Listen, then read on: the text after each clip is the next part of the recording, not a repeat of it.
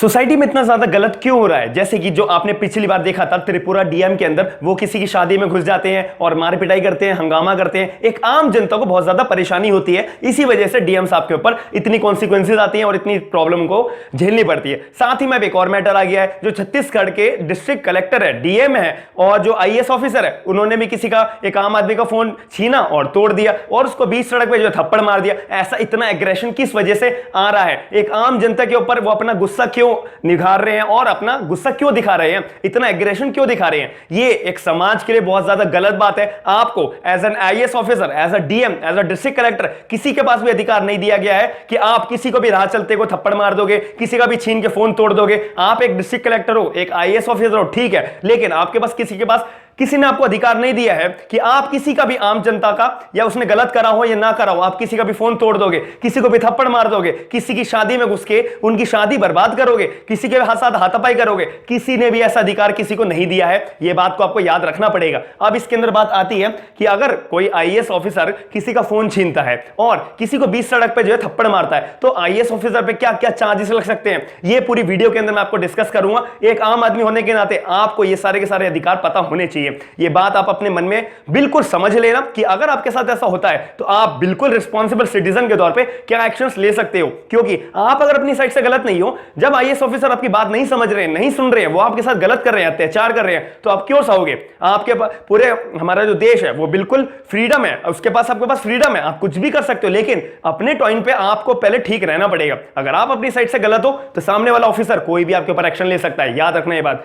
अब इसके अंदर जो है वीडियो के अंदर जो आपने देखा था, हर जगह वायरल हो रही है वीडियो, आपने देखा होगा कि एक आईएएस ऑफिसर ने एक बंदे को पकड़ा और वो बंदा जो है अपनी मेडिसिन की स्लिप्स भी दिखा रहा है। ये देखो मेरे पे मेडिसिन की स्लिप है, मैं इसीलिए घर से बाहर आया हूं। वो बंदा घर से बाहर था, ठीक है, वो बंदा घर से बाहर था। अब इस केस के अंदर आईएएस ऑफिसर ने उसकी कोई भी बात नहीं सुनी, उसकी पर्ची फेंक दी और उसको फोन छीन कर उसका तोड़ दिया और उसको बीच सड़क पे जो थप्पड़ मार दिया। तो क्या ये जस्टिफाई है या नहीं है? आप क्या सोचते हो? कमेंट सेक्शन में जरूर बताइएगा कि ये करना, ऐसा करना एक तरीके से एग्रेशन दिखाना है या नहीं है? एक रिस्पॉन्सिबल सिटीजन, एक रिस्पॉन्सिबल एक आईएएस ऑफिसर होने के नाते जो है आप ऐसा क्यों कर रहे हो?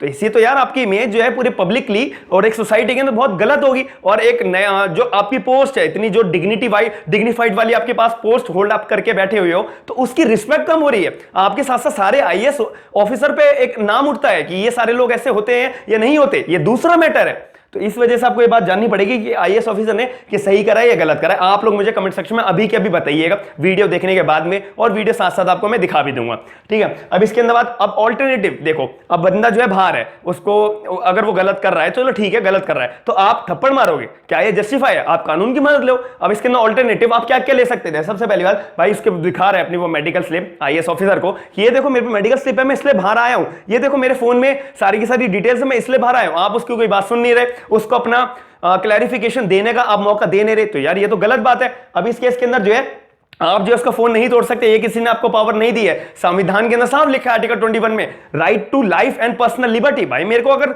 सामान लाना है तो मैं लेकर आऊंगा, मेरे पास पूरा का पूरा जस्टिफाई देने के लिए, क्लैरिफिकेशन देने के लिए मेरे पास सारे डॉक्यूमेंट्स हैं, तो कौन रोक सकता है मुझे? अब इसके अंदर बात आती है कि आप जो अगर उस बंदे ने गलत करा है, आपके साथ कुछ गलत करा है, तो आप उसके खिलाफ एफआईआर लॉन्च करोगे। केवल आप मार पिटाई करो, फोन तोड़ दो, फिर बोलो मैं एफआईआर दर्ज करूंगा, ये कहां का लॉ है? ये कहां का एक जस्टिफिकेशन है? ये बिल्कुल गलत है, लीगली तौर पर बिल्कुल गलत है। आप सिर्फ उसके खिलाफ एफआईआर दर्ज करो, बिल्कुल प्रॉपर। किस में कर सकते थे आप? सेक्शन 188 ऑफ आईपीसी का 4 लगाओ, उसके ऊपर सेक्शन 51 जो है डिजास्टर मैनेजमेंट का एक्ट लगाओ, एक्ट जो हमारे को बताता है सेक्शन 51 का, उसके अंडर आप एफआईआर लॉन्च करो उस बंदे के ऊपर। अगर आपको लगता है वो अपने पार्ट पर गलत है तो आप ये एक्शन ले सकते थे। आप हाथ उठाया, आपने बहुत गलत करा है, फोन तोड़ा है बंदे का छीन कर, वो बहुत गलत करा है। अब इस केस के अंदर जो है, जो रणवीर शर्मा जी है, जो रणवीर शर्मा है, जो आईएएस ऑफिसर है, जिनका मैं इतनी देर से डिस्कशन कर रहा हूं, जो छत्तीसगढ़ के अंदर पोस्टेड है आईएएस ऑफिसर की पोस्ट में, जो आपने वीडियो के अंदर जिस पर्सन को देखा है जो फोन छीनता है और थप्पड़ मारता है, वो एक रणवीर शर्मा एक आईएएस ऑफिसर है,